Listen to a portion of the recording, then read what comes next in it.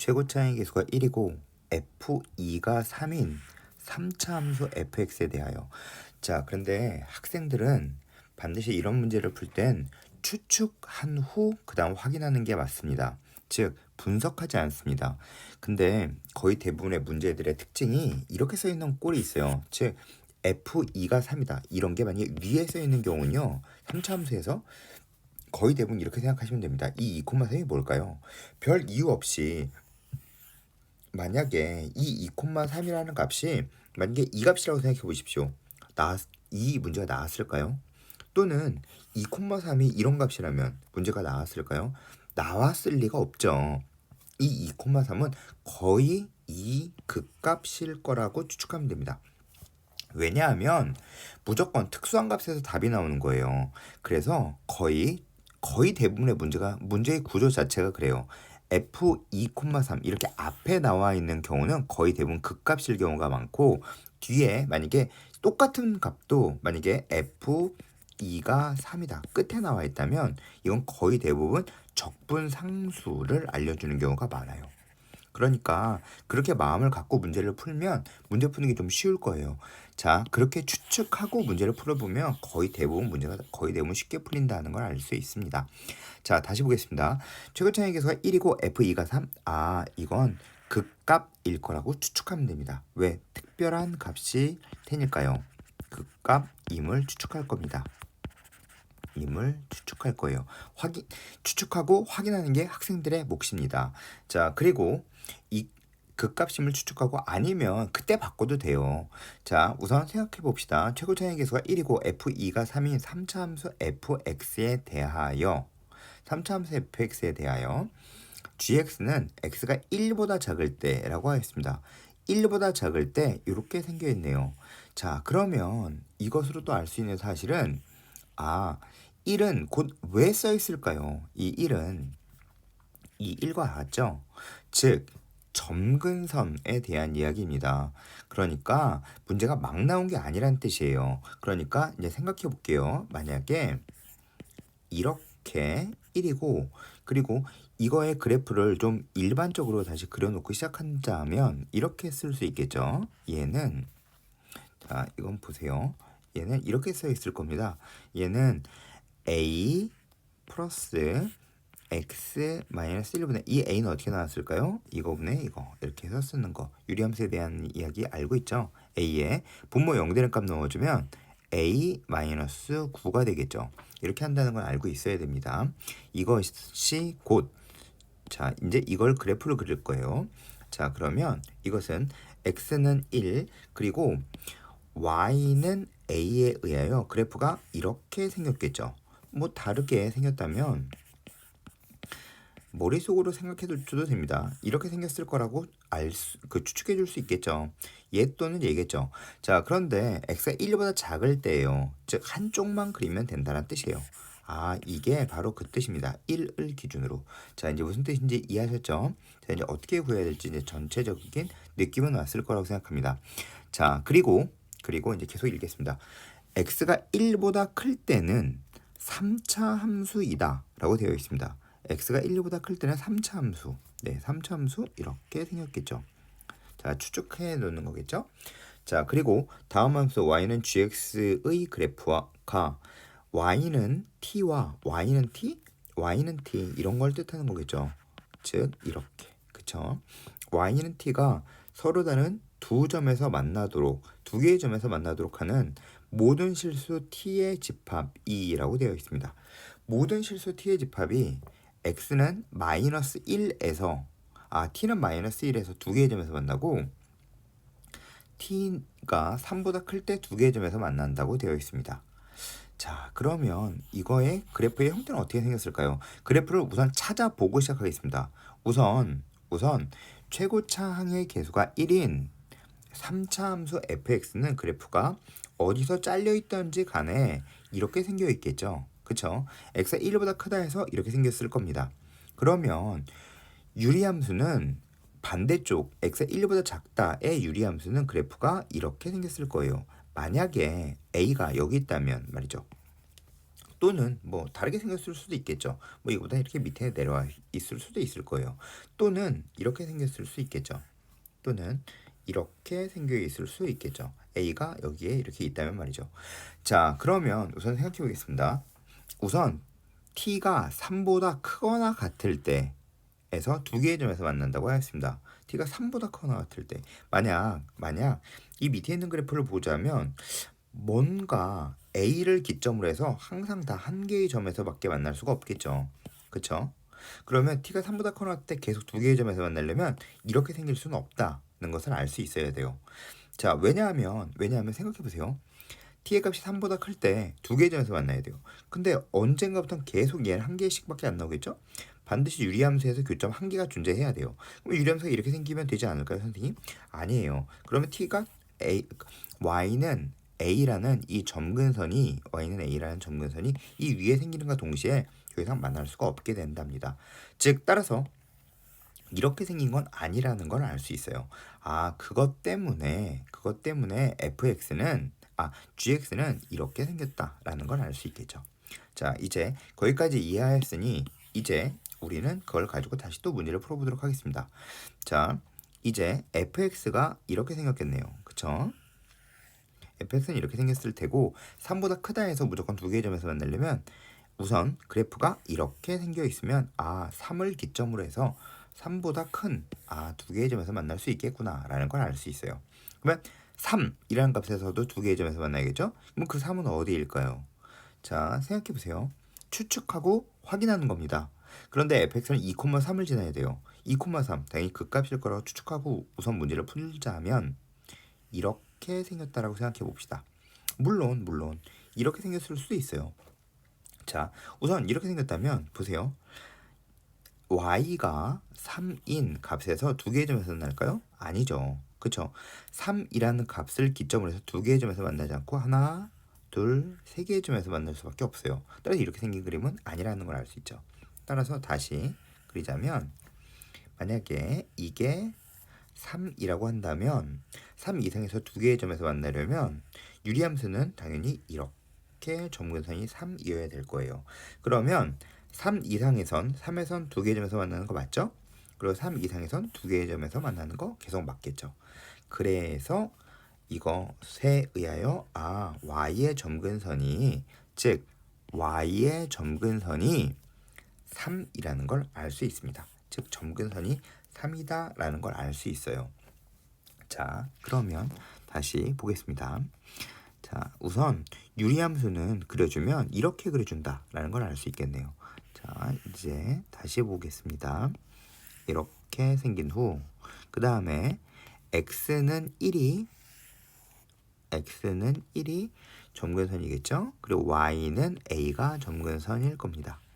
그리고 그래프는 이렇게 생겼을 거라고 추측할 수 있다라고 이야기했습니다. 왜냐하면 반대쪽으로 생겨 있으면 그래프를 만족하지 않는다는 걸 알 수 있어요. 만약에 이렇게 밑으로 생겼다라면 만족하지 않는 거에 대해서는 지금까지 계속 설명하였습니다. 자, 따라서 이렇게 생겼을 텐데 근데 보세요. 근데 3에서 만나야 된다고 하였죠?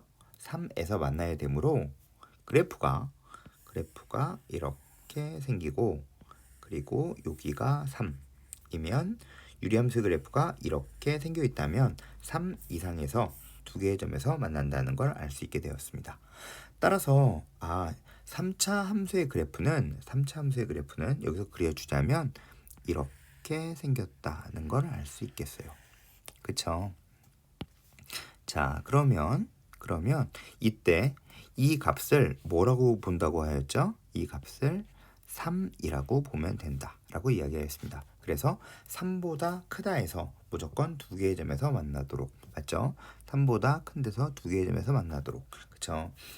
이렇게 3이면 이것이 3이면 3보다 클 때 무조건 두 개의 점에서 만나겠죠. 이렇게 찾아주는 것이 가장 쉽습니다.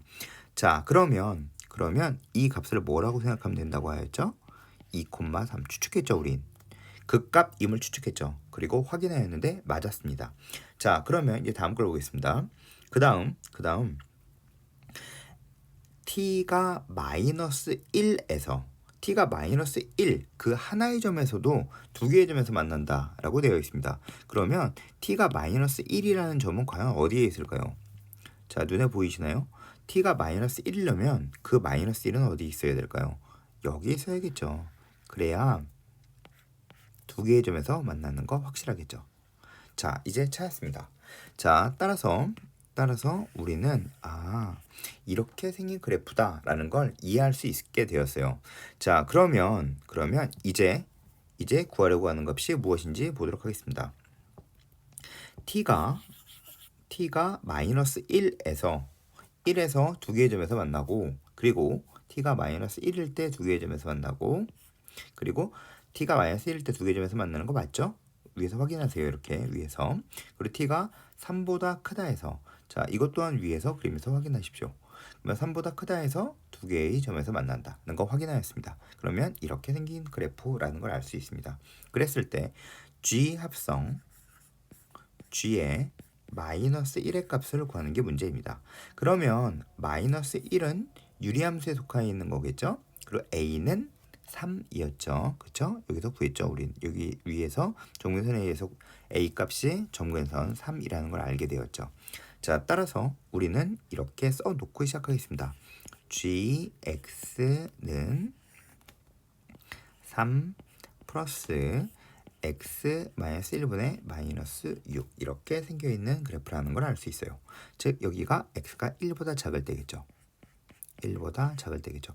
그러면 x가 1보다 클 때는 fx였겠죠.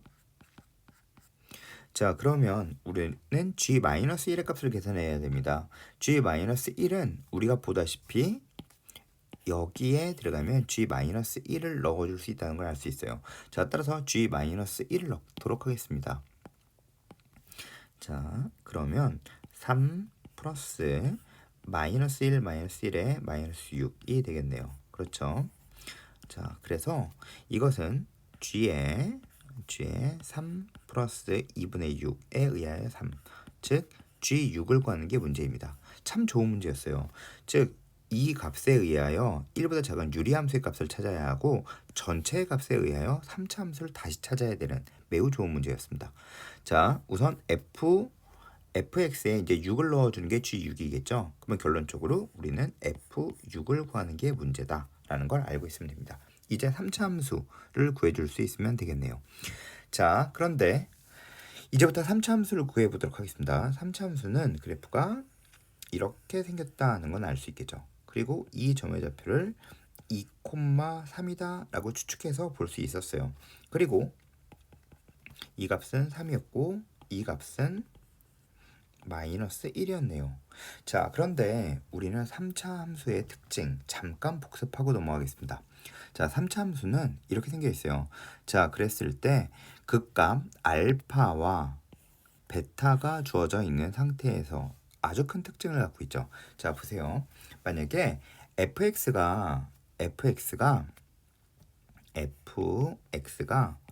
x의 3승 ax의 3승 플러스 bx의 제곱 플러스 cx 플러스 d라면 f'x는 이렇게 생겨 있겠죠.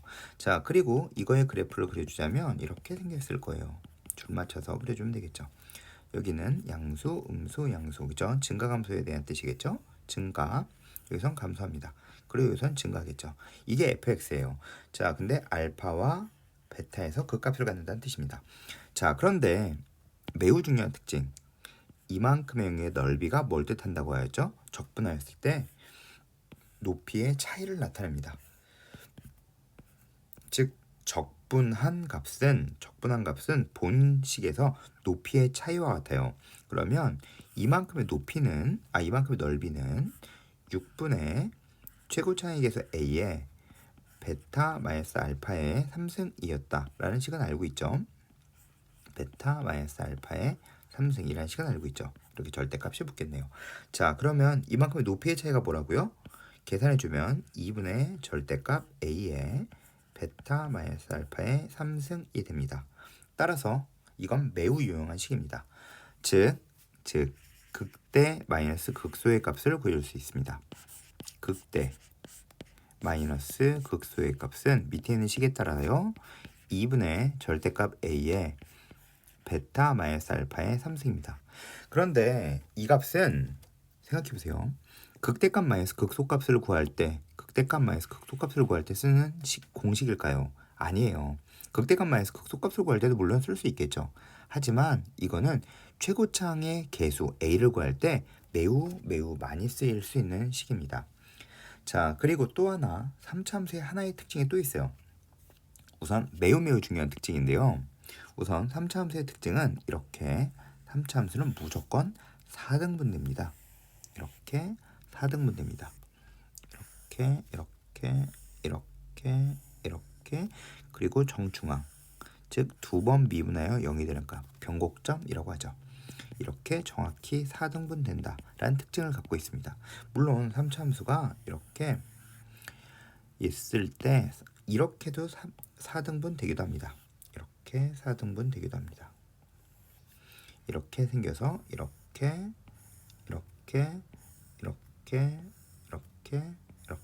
두 번 미분하여 0 되는 값. 즉 이렇게 4등분 되기도 합니다. 이 값은 그 값이 아닙니다. 옆으로 치우쳐져 있는 값입니다. 자, 그랬을 때 이렇게 똑같이 4등분 된다라는 매우 중요한 특징이 있습니다. 이건 2021 수능 30번에 나왔던 형태의 문제입니다. 그리고 매우 많이 나오는 형태의 문제입니다. 즉, 자, 그럼 보세요. 예를 들어서 이렇게 생겨있는 fx가 있다고 생각해 보겠습니다. 그러면 그때 fx를 구해보도록 할게요.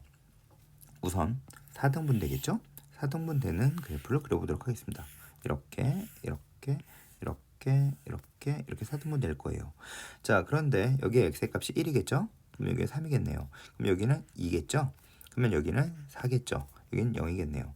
자, 그런 후 이것을 기준으로 하여 fx의 그래프를 표현해 보도록 하겠습니다. 그러면 fx는 1에서 중근을 갖겠네요. 그쵸? 동그랗게 만나니까 1에서 중근을 갖죠? 그리고 4에서 근을 갖습니다. 그냥 근을 갖습니다. 지나가면. 그리고 그 값이 5겠죠. 그런데 문제가 생겼어요. 최고차의 개수를 알 수 없다라는 문제가 생겼습니다. 그래서 우리는 조금 전에 썼던 그 식을 써보도록 하겠습니다. 2분의 최고차의 개수 a의 베타 마이너스 알파의 3승이 극대값 마이너스 극소값, 극대 마이너스 극소값, 즉 이렇게 쓸 수 있다라는 걸 알 수 있겠죠. 자, 따라서 계산해주면 이거의 값은 8이므로 절대값 a는 2라는 걸 알 수 있습니다. 근데 여기서 시작하니까 최고차의 개수는 양수겠네요. 따라서 a 값은 2가 되겠죠. 한 번 더 해보겠습니다. 자, 이제 순서 잘 보세요. 이렇게 하여 4등분을 먼저 합니다. 4등분 하고 있습니다. 4등분 했죠? 그리고 이 값은 마이너스 2겠죠. 그리고 이 값은 2겠네요. 그럼 여기는 0이겠죠? 여기는 4겠죠. 그리고 여기는 칸의 크기가 다 똑같으니까 마이너스 4가 되겠네요. 자, 그랬을 때 우선 최고차의 개수를 먼저 계산해 보도록 하겠습니다. 2분의 절대값 a의 베타, 여기가 베타겠죠. 알파가 되겠네요.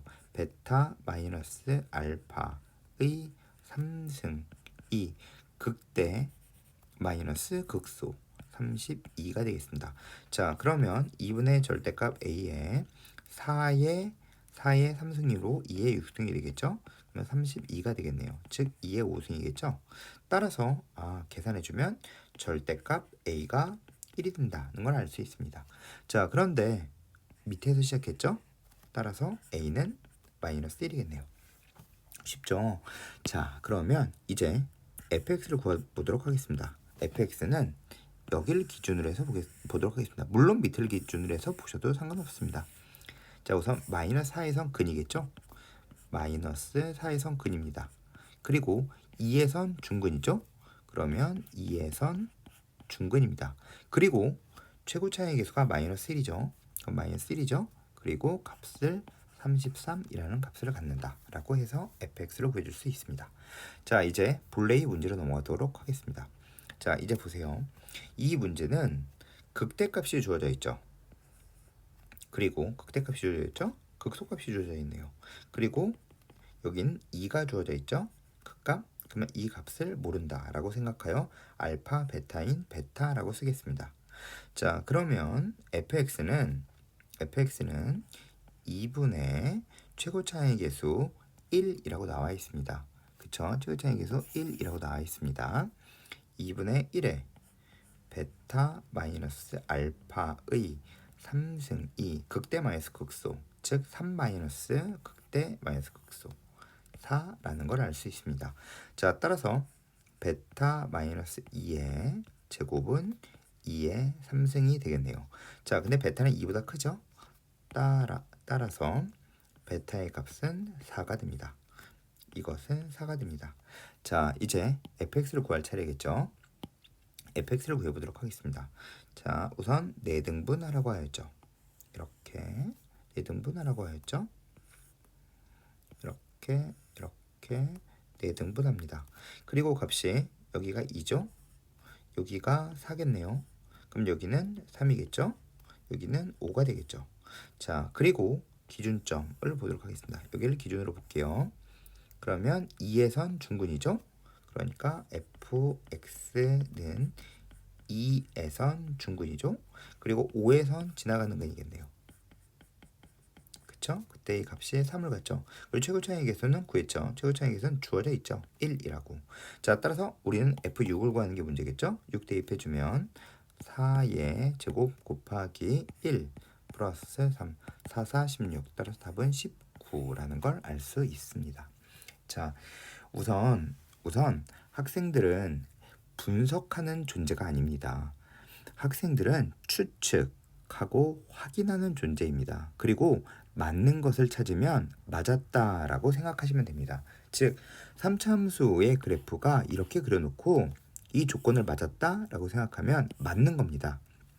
틀렸으면 그때부터 고치시면 됩니다. 그리고 우선 명심하셔야 되는 것들 우선 조금씩 정리 한번 해보도록 하겠습니다. 자, 보세요.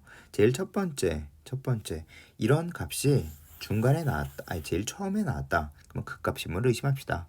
근데 이 값이 만약에 제일 끝에 써 있었다. 이렇게 만약에 제일 끝에 써 있었다 라고 하면 이건 적분상수 C에 대한 이야기일 것이다 라고 생각하시면 됩니다. 그렇게 추측하면 됩니다. 거의 대부분 문제는 다 그렇습니다. 그래서 이렇게 추측하는 거 하나 배웠습니다. 자, 그리고 그 다음 두 점에서 만나도록 이라고 되어 있습니다. 그럴 때 그래프를 그려서 생각해 주는 것인데 우선 그래프의 개형 이것을 보고 한쪽만 나와 있다라는 걸 알 수 있었어요. 이렇게 또는 뭐 이렇게 나와 있다라는 걸 알았죠. 그리고 3차 함수 최고 차이 계수가 1인 3차 함수를 그려놓고 이것인지 아니면 이것인지를 우린 찾아주기 시작했습니다. 그래서 우리는 찾아준 후 그 다음부터 구하기 시작했어요. 우선 무턱대고 마구마구 구하려고 생각하지 마시고요. 문제를 구할 때 계획을 세웁시다. 그리고 전체적인 문제의 틀을 보도록 하는 겁니다. 자, 우선 이렇게 생겨있는 그래프, 그리고 여기서 만족하지 않는다는 걸 알았죠. 그리고 여기서 만족한다는 걸 배웠습니다. 그래서 그 원리에 따라서 우리는 이렇게 생겨있는 그래프라는 걸 찾아내기 시작하였습니다. 그리고 그 다음부터는 이제 술술 풀렸죠. 자, 추측하고 확인하는 겁니다. 사실 이 점이요, 이 점 보이시죠? 이 점이 사실 1,-1을 지나요. 자, 그렇게 의도를 가지고 만든 문제이지만 우리는 학생이므로 이것을 찾아줄 수는 없습니다. 따라서 우리는 분석하는 존재가 아닙니다. 학생은 시험 시간에 이것은 뭐고, 이건 뭐고, 이건 무엇 때문에 이렇게 나오고 이렇게 분석할 시간은 없어요. 따라서 학생은 추측한 후 확인하는 겁니다. 반드시 추측한 후 확인하셔야 됩니다. 문제 풀 때마다 추측하세요. 그리고 확인하는 겁니다. 절대로 시험장에 가선 분석할 수 없습니다. 아시겠죠? 그리고 문제 풀 때나 실전은 항상 같아야 합니다.